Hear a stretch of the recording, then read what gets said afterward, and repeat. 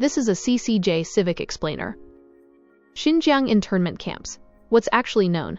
Let's slow this down and talk plainly. For years now, there have been widespread reports that the Chinese Communist Party has detained large numbers of Muslim minorities in China's western region of Xinjiang. This isn't a rumor that started on social media.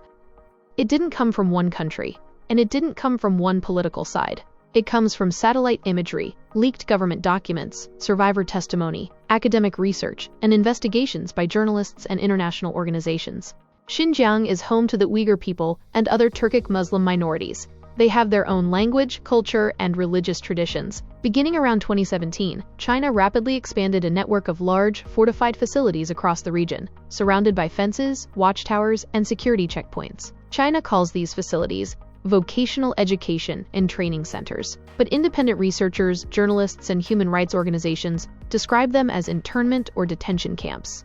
So who is being detained? According to consistent reporting, people have been taken in for things that are not crimes in most countries. Praying regularly, wearing religious clothing, growing a beard, using certain messaging apps, traveling abroad, having relatives overseas, or simply being considered too religious. In many cases, people were detained without charges, without trials, and without knowing when or if they would be released.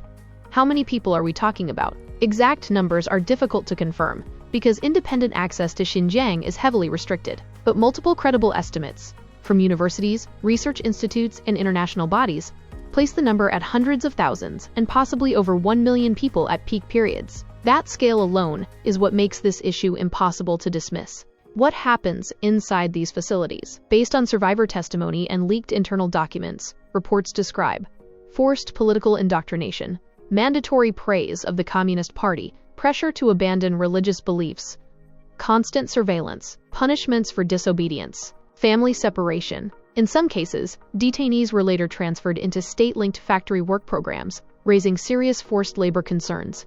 What does China say? The Chinese government denies mass detention. It says the programs are voluntary, educational, designed to prevent extremism, and that participants graduate and return to normal life. China argues this is a counter-terrorism policy, not a human rights abuse.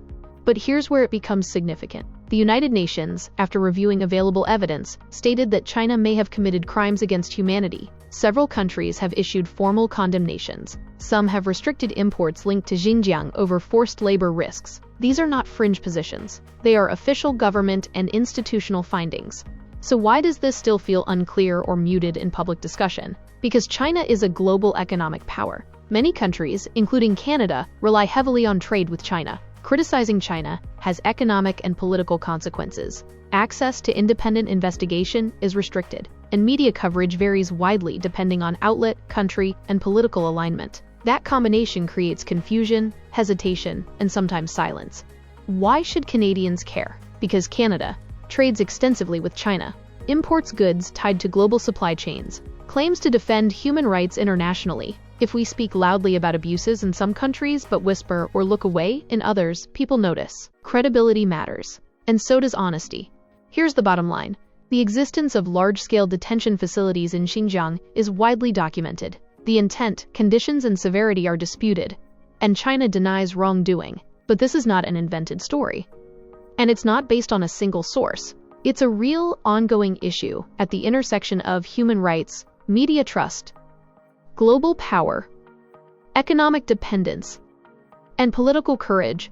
Understanding it doesn't require hysteria. It requires clarity. And clarity starts with telling people what is actually known and what is still being contested. This is the Canadian Citizens Journal.